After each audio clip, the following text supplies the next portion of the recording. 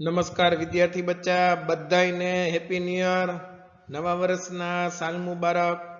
અને આપણે જે 23 તારીખથી શાળાઓ ખુલવાની હતી એ અત્યારે મોકૂફ રાખી છે, એટલે ફરી પાછા આપણે ઓનલાઈનમાં આગળ વધીએ છીએ। આજે આપણે પ્રકરણ નંબર 6 ભાગીદારની નિવૃત્તિ કે મૃત્યુ શરૂ કરવા જઈ રહ્યા છીએ। લેક્ચર છે આજે આપણો પહેલો। ચાલો ફરી પાછું થોડુંક પ્રવેશની જેમ ટફ ચેપ્ટર છે।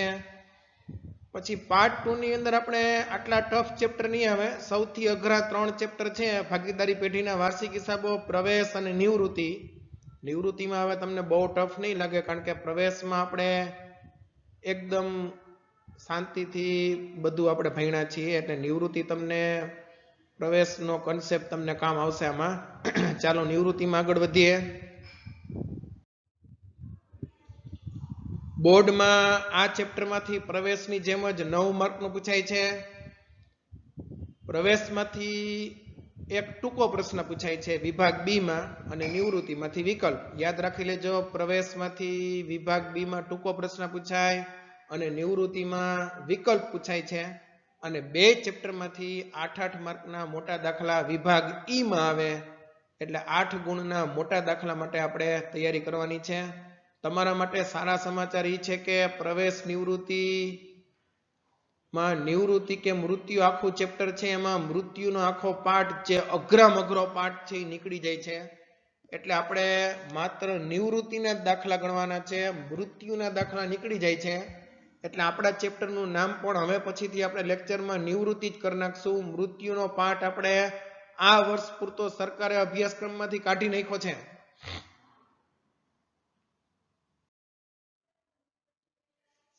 ચાલો સ્ક્રીનમાં ધ્યાન આપો, અને સ્ક્રીનમાં જેટલું લખેલું આવે એ તમારે તમારા ચોપડામાં પણ લખવાનું છે। મેં તમને આની પહેલા બચ્ચા બધાને કીધું હતું કે તમે ચોપડા ખાલી બનાવી રાખજો, જે સ્ક્રીનમાં લખેલું છે એના તમારે એની બુક્સ બનાવવાની છે, ફેર બુક એ તમારે લખી રાખ। તમારી પાસે એ લખેલું હશે ને તો હું તમને આ યુટ્યુબના બધા લેક્ચર્સનું રિવિઝન, મારી પાસે બધાની પાવર પોઈન્ટ સ્લાઇડ છે, તો હું તમને ફટાફટ રિવિઝન કરાવી શકીશ। તો તમે પછી ઘરે જઈને રેફરન્સમાં તમારે વાંચવા માટે તમારી પાસે લખેલું હોવું જોઈએ। તો પછી બનાવવા બેસશો તો બહુ અઘરું પડશે, ઝેરોક્સ કરાવશો તો તમને લખતા નહીં આવડે, કેમ લખવું એ, એટલે એ બનાવશો તો જ તમને આવડશે। ચાલો જુઓ, પેલા સ્ક્રીનમાં ધ્યાન આપો। ઈસવીસન 1932 ભારતીય ભાગીદારી ધારો શું કે છે? તો કે કોઈ પણ કારણસર ભાગીદાર પેઢીમાંથી છૂટો થાય કે મૃત્યુ પામે તો એના કારણે ભાગીદારીનો અંત આવે છે। માની લો કે 3 ભાગીદાર છે, અમર, અકબર ને એન્થની। એમાં એન્થનીને એમ થાય કે ભાઈ હવે આપણે કામ નથી કરવું, હવે મારે રિટાયરમેન્ટ લઈ લેવું છે, નિવૃત્તિ લઈ લેવી છે। તો એન્થની ભાગીદારી પેઢીમાંથી નિવૃત્ત થઈ જાય તો પેઢી બંધ ન થઈ જાય, અમર ને અકબર તો પેઢી ચાલુ જ રાખે। અથવા તો અમર, અકબર, એન્થની 3 ભાગીદાર હોય ને એન્થની છે એનું કોઈ પણ કારણસર મૃત્યુ થાય તો વૈધા હવે 2 ભાગીદારો અમર ને અકબર, તો એ એવું ન માને કે ભાઈ હાલો હવે એન્થની નથી તો હવે આપણે શું કરશું, ધંધો બંધ કરી દઈએ, એવું ન કરાય, પેઢી તો ચાલુ જ રહે। એટલે કે ભાગીદારીનું વિસર્જન થાય છે, પરંતુ પેઢીનું નહીં, બરાબર? પછી તમે લખી લેજો વિડીયો સ્ટોપ કરીને। અત્યારે આગળ વધીએ આપણે। ભાગીદારની નિવૃત્તિના સંજોગો। હવે મૃત્યુ તો હાલો આપણે સમજીએ કે અચાનક આવે, પણ નિવૃત્તિ છે એ અચાનક ન થાય, નિવૃત્તિના કઈ સંજોગો હોઈ શકે। તો ભાગીદારની નિવૃત્તિના આપણે સંજોગો જોઈએ તો એમાં મુખ્યત્વે એ અને બી 2 સંજોગ છે। કાં તો ભારતીય ભાગીદારી કાયદા અનુસાર નિવૃત્તિ થાય, અને કાં તો ભાગીદારને અંગત કારણોસર સ્વૈચ્છિક નિવૃત્તિ લેવાનું મન થાય, જેને આપણે VRS કહી છીએ। તો VRS એટલે સ્વૈચ્છિક નિવૃત્તિ। કોઈ પણ ભાગીદારને એમ થાય કે ભાઈ હવે મારે કામ નથી કરવું, ઘણા બધા વર્ષો કામ ખેંચ્યું મેં, હવે મારાથી કામ નથી થઈ શકતું, તો એ પોતાના અંગત કારણોસર સ્વૈચ્છિક નિવૃત્તિ પણ જાહેર કરી શકે છે।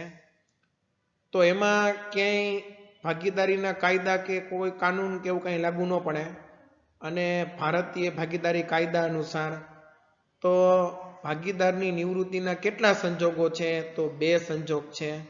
ભારતીય ભાગીદારી કાયદા અનુસાર, એટલે કે ઈસવીસન 1932 ભારતીય ભાગીદારી ધારા અનુસાર, અને બીજું ભાગીદારની અંગત કારણોસર સ્વૈચ્છિક નિવૃત્તિ. ચાલો પહેલા આપણે લઈએ છીએ ભારતીય ભાગીદારી કાયદા અનુસાર. તો કાયદા અનુસાર નિવૃત્તિમાં ભાગીદારની નાદારી થાય, એટલે કે ભાગીદાર નાદાર જાહેર થાય. તો આવા સંજોગોમાં પણ ભાગીદારની નિવૃત્તિ હોઈ શકે. માની લો કે અમર, અકબર, એન્થની 3 ભાગીદાર છે. એમાં એન્થની છે, હમણાં આઈપીએલ પૂરો થયો 2020 નો, આઈપીએલમાં સટ્ટો રમતો હોય ને સટ્ટામાં એ હારી જાય બધું એનું પોતાનું અંગત જેટલું હોય ઘરેથી, અને એ માની લો કે નાદાર જાહેર થઈ ગયો. તો હવે એન્થની છે એને કઈ પેઢીમાં રાખવાની જરૂર નથી, એટલે એન્થનીને નિવૃત્ત કરી દેવામાં આવે. તો એ ભાગીદારી કાયદા અનુસાર નિવૃત્તિ થાય એની, કારણ કે ભાગીદાર પોતે નાદાર જાહેર થઈ ગયો એટલા માટે. પછી નોટિસ દ્વારા, નોટિસ દ્વારા પણ નિવૃત્તિનો સંજોગ શક્ય છે.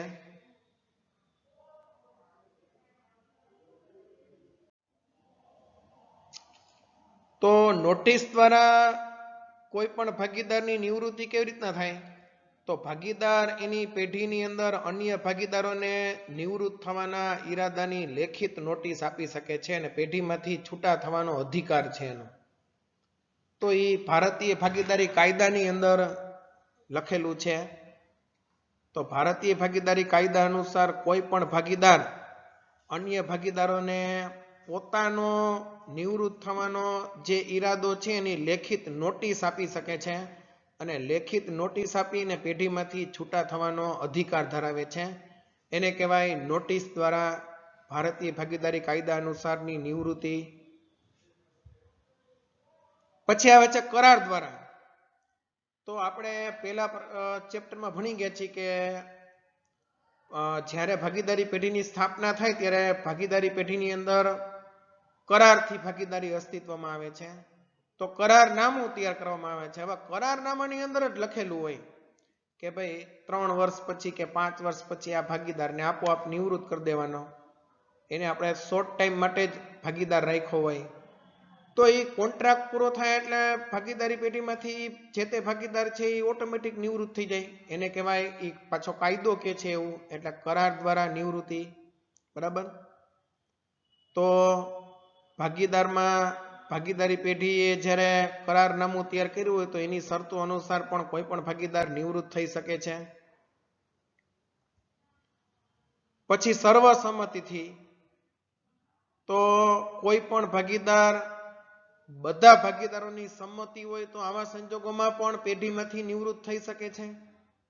એને કહેવાય સર્વસંમતિથી નિવૃત્તિ. બરાબર.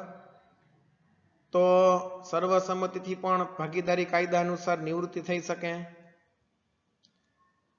હવે જો આ સંજોગ કેવો છે, ભાગીદારી કાયદો જ કહે છે કે ભાઈ કોઈ પણ ભાગીદારનું ચાલુ ભાગીદારી પેઢીમાં મૃત્યુ થાય તો એ ઓટોમેટિક ભાગીદારીનો અંત આવે ને.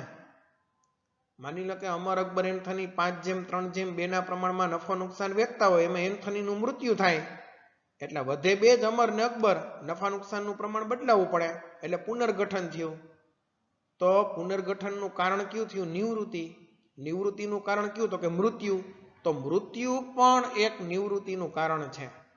બરાબર. કોઈ પણ ભાગીદાર નિવૃત્ત થાય તો એનું એક કારણ મૃત્યુ પણ છે. કોઈ પણ ભાગીદારનું મૃત્યુ થાય તો ઓટોમેટિક નિવૃત્ત થઈ ગયો એ ભાગીદાર પેઢીમાંથી. બરાબર.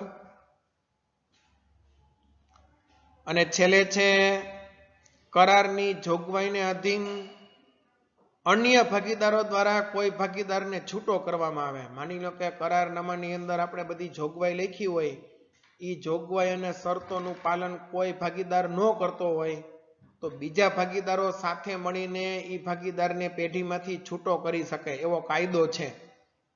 બરાબર. તો આ રીતે આટલા પોઈન્ટ આપણે યાદ રાખવાના છે. તમે એમાં અંડરલાઈન કરી નાખો. નાદારી, પછી નોટિસ, પછી કરાર, પછી સર્વસંમતિથી, પછી મૃત્યુ થવાથી અને છૂટો કરવાથી. એટલે નાનો કસ મૂછું,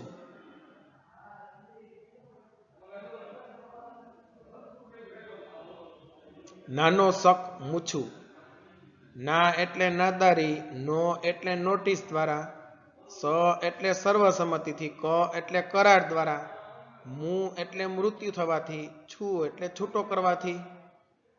બરાબર. તો સરસ મજાનું આટલું વિડીયો સ્ટોપ કરીને નોટ ડાઉન કરી લ્યો. અને આના સૂત્ર હું તમને લખાવતો એટલા માટે નથી કે આ ચેપ્ટરમાંથી શું પૂછાય છે, વિકલ્પ જ પૂછાય છે, તો ટૂંકો પ્રશ્ન પૂછાવાની કોઈ શક્યતા જ નથી. પણ આ બધા પોઈન્ટ આપણે જોવા પડે. બરાબર. એટલે મેં તમને આ બધા પોઈન્ટ સમજાવ્યા છે. હવે આગળ વધીએ આપણે. તમે અહીંયા વિડીયો સ્ટોપ કરીને લખી લેજો આટલું. હવે આવે છે ભાગીદારના અંગત કારણોસર સ્વૈચ્છિક નિવૃત્તિ. આ આપણે એ પૂરું કર્યું. એ આપણે શું જોયું તો કે ભારતીય ભાગીદારી કાયદા અનુસાર નિવૃત્તિ થાય. અને હવે બીજો પોઈન્ટ જોઈ છે આપણે બી, ભાગીદારના અંગત કારણોસર સ્વૈચ્છિક નિવૃત્તિ. તો કોઈ ભાગીદાર એના અંગત કારણોસર નિવૃત્ત થવાનો નિર્ણય કરી શકે છે. કોઈ પણ ભાગીદારને ગમે ત્યારે અંગત કારણોસર નિવૃત્ત થવાનો અધિકાર છે. સક્રિય ભાગીદાર, સક્રિય ભાગીદાર એટલે 3 ભાગીદાર હોય, અમર અકબર એન્થની, તો ત્રણેય સાથે મળીને ધંધો ચલાવતા હોય તો ત્રણેય સક્રિય ભાગીદાર કહેવાય. હવે એ સક્રિય ભાગીદારે જાહેર નોટિસ દ્વારા આવી નિવૃત્તિની જાહેરાત કરવી પડે. જાહેર નોટિસ શેમાં આવે તો બચ્ચા આપણે રાજકોટમાં રહી છીએ તો અકીલા છાપું તમે ક્યાંક ને ક્યાંક વાંચ્યું જ હોય. તો અકીલા છાપું છે ને એની કોપી વધારે વેચાય છે રાજકોટ જિલ્લામાં એટલા માટે કે અકીલાની અંદર મોટા ભાગે નોટિસ હોય છે. લગભગ 2 થી 3 પેજ ભરીને તો નોટિસ આવે. એ નોટિસ શેની હોય? એ આવી જ નોટિસ હોય બધી. માની લો કે એન્થની છે એ નિવૃત્ત થઈને તો સ્વૈચ્છિક કારણોસર સ્વૈચ્છિક નિવૃત્તિ લે ને કોઈ પણ અંગત કારણોસર, તો માની લો કે એન્થનીને શું કરવાનું થાય તો કે એને અકીલામાં જઈને જાહેર નોટિસ છાપવાની થાય કે ભાઈ હું હવે આ પેઢીમાં જોડાયેલો નથી. જેથી કરીને શું થાય તો કે એન્થની નિવૃત્ત થઈ જાય પછી માની લો કે પેઢીની જે કંઈ પ્રવૃત્તિઓ થાય તો એના કારણે પેઢી છે એને કોઈને પૈસા દેવાના હોય તો એમાં જવાબદાર પછી અમર ને અકબર બે જ રહે. એન્થનીનો પછી એમાં જવાબદારી ન આવે. બરાબર. એટલા માટે જાહેર નોટિસ આપવી પડે. બરાબર. ઘણીવાર તમે જાહેર નોટિસ છાપામાં વાંચી હશે કે ઘણા એવા હોય ને એમાં જાહેર નોટિસમાં લખે કે ભાઈ મારો ચિરંજીવી પુત્ર મારા કહ્યામાં નથી એટલે કોઈએ તેની સાથે આર્થિક વ્યવહારો કરવા નહીં. ખબર એવી જાહેર નોટિસ છાપામાં લખતા હોય છે. બરાબર. તો પછી એ તમે એની હારે વ્યવહાર કરશો તો અમારી કોઈ જવાબદારી રહેશે નહીં. એવી રીતના આમાં જાહેર નોટિસ બહાર પાડવી પડે સ્વૈચ્છિક નિવૃત્તિ હોય ને ત્યારે. ઓકે. ચાલો હવે નિવૃત્તિ કે મૃત્યુ થાય ભાગીદારનું તો જરૂરી હિસાબી અસરો કઈ કઈ આપણે આપવાની, તો પ્રવેશ ચેપ્ટર જેમ આપણે સિક્વન્સમાં ભણ્યા હતા એવી રીતના નિવૃત્તિ ચેપ્ટર આપણે કઈ સિક્વન્સમાં ભણવાનું છે તો નિવૃત્તિમાં આપણે સૌથી પહેલા નફા નુકસાનનું નવું પ્રમાણ મેળવવાનો પ્રશ્ન અહીંયા આવશે. બરાબર. અને લાભનું પ્રમાણ હમણાં જ તમને હું આ પોઈન્ટ 4-5 લખાવીને સમજાવું છું કે પ્રવેશની અંદર ત્યાગનું પ્રમાણ આવે અને નિવૃત્તિમાં લાભનું પ્રમાણ આવે. બરાબર. પ્રવેશમાં આવે ત્યાગનું પ્રમાણ, નિવૃત્તિમાં આવે લાભનું પ્રમાણ. તો નફા નુકસાનનું નવું પ્રમાણ તો આમાં મેળવવું પડે કારણ કે 3 ભાગીદાર હોય રામ શ્યામ ને ઘનશ્યામ. એમાં ઘનશ્યામ નિવૃત્ત થઈ જાય તો વધે રામ અને શ્યામ બે જ. તો નફા નુકસાનનું પ્રમાણ માની લો કે રામ શ્યામ ઘનશ્યામનું 5:3:2 હોય તો હવે વધે રામ અને શ્યામ 2 જ જણા. તો હવે તો એ 5:3:2 હાલે નહીં. બરાબર. એટલે લાભનું પ્રમાણ, નવું પ્રમાણ ને લાભનું પ્રમાણ મેળવવું પડે. પછી આપણે બીજો પોઈન્ટ અભ્યાસ કરશું પાઘડી અંગેની જરૂરી હિસાબી અસરો, જેના કારણે આ 2 ચેપ્ટર અઘરા થઈ જાય છે. પ્રવેશ અને નિવૃત્તિ. પાઘડીનો પોઈન્ટ જ સૌથી અઘરો છે. તો પાઘડી અંગેની જરૂરી હિસાબી અસરો આપણે ભણવાની થશે પછીના પોઈન્ટમાં. પછી એકત્રિત અનામતો અને ખોટની વહેંચણી. તો એકત્રિત અનામતોમાં સામાન્ય અનામત, કારીગર અકસ્માત વળતર ભંડોળ, રોકાણ વધઘટ ભંડોળ, નફા નુકસાન ખાતાની જમા બાકી અને ખોટની અંદર નફા નુકસાન ખાતાની ઉધાર બાકી, સંશોધન અને વિકાસ ખર્ચ, જાહેરાત ઝુંબેશ ખર્ચ, તો એની વેચણી નિવૃત્તિ વખતે કરી લેવી પડે. બરાબર, તો એનો અભ્યાસ પણ આપણે કરવાનો થશે. પણ હવે તમને એમાં બહુ ઝાઝુ મારે શીખવાડવું નહીં પડે, કારણ કે તમે જાણો જ છો કે એકત્રિત અનામતોને ખોટની વેચણી હંમેશા જૂના પ્રમાણમાં કરવાની હોય. તો પ્રવેશની અંદર જૂના પ્રમાણમાં 2 ભાગીદાર આવતા, આપણે નિવૃત્તિમાં દરેક દાખલામાં 3 ભાગીદાર હશે. એક નિવૃત્ત થઈ જતો એટલે બાકીના 2 ધંધો ચાલુ રાખે. હવે જૂના પ્રમાણમાં 3 ભાગીદાર હોય તો એ 3 ભાગીદારો વચ્ચે વેચી નાખવાનું થાય.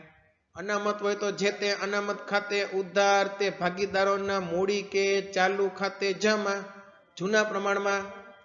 એવી રીતના ખોટ હોય તો ભાગીદારોના મૂડી કે ચાલુ ખાતે ઉધાર તે જે તે ખોટ ખાતે જમા. બરાબર. પછીનો પોઈન્ટ આવશે મિલકતોને દેવાનું પુનઃ મૂલ્યાંકન, એટલે મોટા દાખલા આવશે.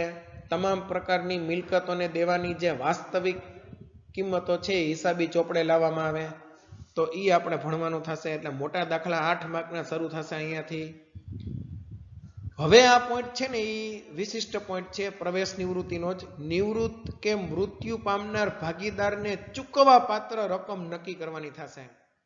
કોઈ પણ ભાગીદાર નિવૃત્ત થાય કે મૃત્યુ પામે તો એને એના હિસ્સાની રકમ ચૂકવવા પાત્ર રકમ છે એ નક્કી કરવાની થાય. અને નક્કી થઈ ગયા પછી આ રકમ જે એના માટે લેણી રકમ કહેવાય. જે તે ભાગીદાર નિવૃત્ત થાય કે મૃત્યુ પામે એ લેણી રકમની પેઢીને ચૂકવણી કરવાની થાય. કેવી રીતના ચૂકવણી કરવાની છે તો એના પણ દાખલા આવશે. હવે આપણે નિવૃત્ત ભાગીદાર છે એની ચૂકવવા પાત્ર રકમ અને નિવૃત્ત ભાગીદારની લેણી રકમની ચૂકવણી આટલું જ આવશે. મૃત્યુ પામનારના દાખલા હવે નીકળી ગયા છે. બરાબર, તો વિડીયો સ્ટોપ કરીને આટલું લખી લ્યો શાંતિથી. હું આગળ જવા દઉં છું.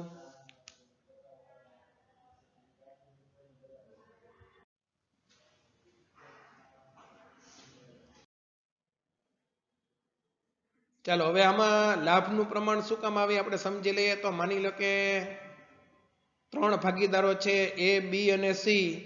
નફા નુકસાનનું પ્રમાણ છે એનું 2:2:1 બરાબર 5. હવે 3 ભાગીદારો A, B ને C છે, તો માની લો કે આ રીતે રોટલો છે. રોટલો એટલે નફો કે નુકસાન. રોટલો તૈયાર થઈ ગયા પછી એના 3 ભાગ પડે. એક મોટો ભાગ A ને B ને અને C ને નાનો ભાગ. આ રીતે કુલ 5 રૂપિયા નફો થાય તો એમાંથી 2 રૂપિયા એને દેવાના, 2 રૂપિયા B ને દેવાના અને 1 રૂપિયો C ને દેવાનો. હવે માની લો કે આ પેઢીમાંથી C નિવૃત્ત થાય છે, તો અત્યાર સુધી રોટલાના 3 ભાગ પડતા. 2 મોટા મોટા ભાગ A અને B રાખતા અને એક નાનો ભાગ છે એ C રાખતો. બરાબર. હવે C તો નિવૃત્ત થઈ જાય એટલે C ના ભાગનો જે રોટલો છે એ કોને મળે? A અને B ને મળે. બરાબર. તો આ રીતે હવે જે રોટલો તૈયાર થાય એમાં 2 જ ભાગ પડશે, A ને B. માની લો કે C વયો જાય પછી A ને B નક્કી કરે કે ભાઈ આપણે તો નવું પ્રમાણ આપણે 2 જેમ કરતા એમ જ કરવાનું. તો A ને B 2:2 એટલે એ લોકો નક્કી કરે અમે 1:1. બરાબર, એટલે સરખા હશે. એટલે હવે રોટલાના 2 જ ભાગ પડશે, અડધો રોટલો A નો અને અડધો રોટલો B નો. રોટલો એટલે નફો. બરાબર. તો થયું શું? તો કે C નો જે ભાગ હતો નફા ભાગ એ કોને મળ્યો? A અને B ને. તો ખાસ યાદ રાખજો કે C નો નફા ભાગ છે એ A ને B ને મળે એટલે A નો લાભ પ્લસ B નો લાભ = C નો નફા ભાગ થાય.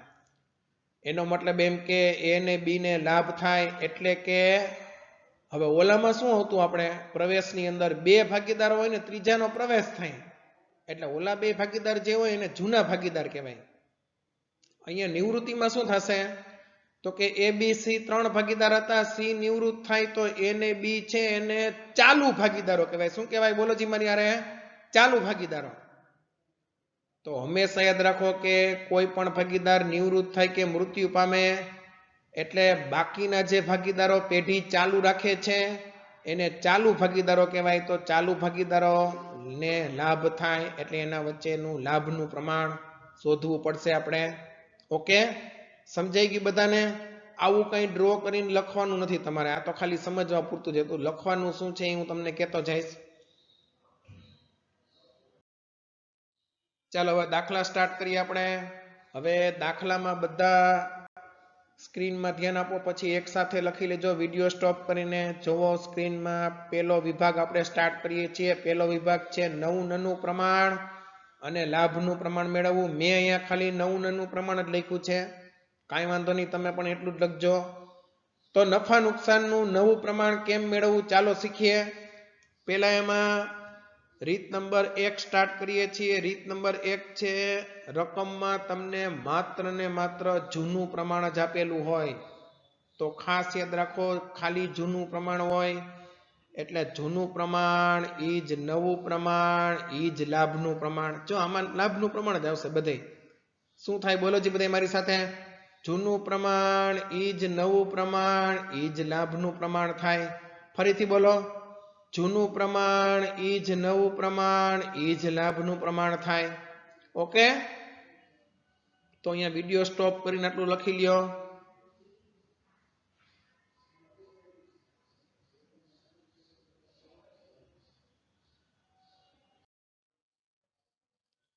ચાલો હવે દાખલો જોઈ છી. તમે ચોપડામાં ખાલી હેડિંગ બાંધી દો, સ્વાધ્યાયનો દાખલા નંબર 3 નો પહેલો. અને દાખલામાં બધાય મારી સાથે સાથે જ લખતા જશે. રકમ તમારે લખવાની નથી. સ્વાધ્યાયની અંદર વહી જાઓ. સ્વાધ્યાય 6 માં દાખલા નંબર 3 છે, એનો પેટા દાખલો પહેલો. જુઓ બધાય સ્ક્રીનમાં. x y ને z 5:3:2 ના પ્રમાણમાં નફો નુકસાન વેચે છે. એમાં z નિવૃત્ત થાય છે. તો નફા નુકસાનનું નવું પ્રમાણ ને લાભનું પ્રમાણ મેળવો. ચાલો લખો જવાબ કરીને. x જેમ y જેમ z. જૂનું પ્રમાણ લખો 5:3:2 બરાબર 10.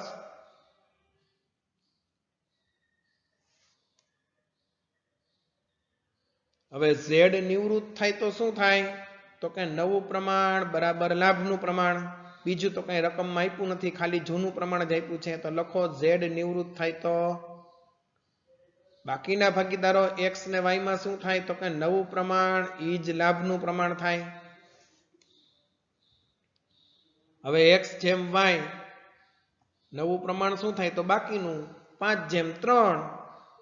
z ને કાઢી નાખવાનો એટલે શું વધે? 5 અને 3. ઉપર જૂના પ્રમાણમાં જુઓ, x નું 5 ને y નું 3 એટલે 5:3 બરાબર 8. તો એ જૂના પ્રમાણમાંથી જ લીધું કે નહીં? એટલે જૂનું પ્રમાણ ઈ જ નવું પ્રમાણ ઈ જ લાભનું પ્રમાણ. બધું યાદ થાય. બરાબર, z નિવૃત્ત થાય તો. હવે આપણે એક્સ્ટ્રા લખી છે આ દાખલામાં. તો લખો નીચે. માની લો કે x નિવૃત્ત થાય તો x નિવૃત્ત થાય તો વધે y અને z. તો y ના 3 અને z ના 2 એટલે y જેમ z 3:2 બરાબર 5. તો જૂનું પ્રમાણ ઈ જ નવું પ્રમાણ ઈ જ લાભનું પ્રમાણ. આ રીતના થાય.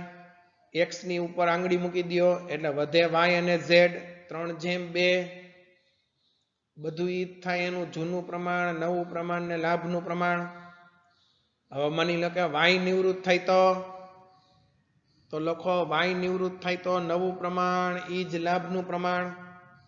તો y ની ઉપર વચ્ચે આંગળી મૂકી દો એટલે વધે x અને z એટલે 5:2 બરાબર 7.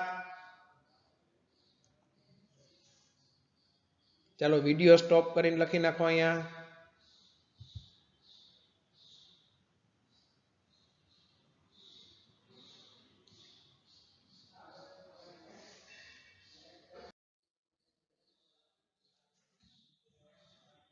ચાલો હેડિંગ બાંધો. સ્વાધ્યાયનો દાખલા નંબર 3 નો બીજો ટૂંકો દાખલો. હવે તમને ટૂંકા દાખલાની મહત્વતા સમજાશે, કારણ કે પ્રવેશ ભણી ગયા. પ્રવેશમાં તમને ખબર જ છે કે ટૂંકા દાખલાના પોઈન્ટ આવડે તો જ મોટો દાખલો આવડે ને. તો ટૂંકા દાખલા કેટલા મહત્વના છે તમને ખબર જ છે. બરાબર, તો ટૂંકા દાખલામાં ખાસ ધ્યાન આપજો. ચાલો જુઓ. a b ને c 1/2 જેમ 1/3 જેમ 1/6 ના પ્રમાણમાં નફો નુકસાન વેચતા એક પેઢીના ભાગીદારો છે. એમાંથી c નિવૃત્ત થઈ જાય છે. તો નફા નુકસાનનું નવું પ્રમાણ અને લાભનું પ્રમાણ મેળવો. આ દાખલામાં બીજી કઈ નવીનતા નથી, પણ ખાલી નફા નુકસાનનું પ્રમાણ શોધવું પડે. તમે સ્ક્રીનમાં ધ્યાન આપો.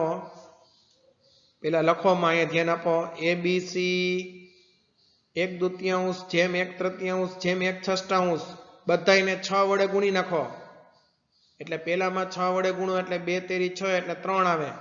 બીજામાં 6 વડે ગુણો એટલે 3 દુ 6 એટલે 2 આવે. ત્રીજામાં 6 વડે ગુણો C માં એટલે 6 6 ઉડી જાય એટલે 1 આવે. તો 3/2/1 જૂનું પ્રમાણ થશે બરાબર 6. હવે C નિવૃત્ત થાય તો C વયો જાય એટલે A ને B 3/2 બરાબર 5. એવી રીતના B નિવૃત્ત થાય તો A ને C 3/1 એટલે 4. એવી રીતના A નિવૃત્ત થાય તો B ને C વધે 2/1 બરાબર 3. ઓકે, વિડીયો સ્ટોપ કરીને લખી લ્યો અહીંયા.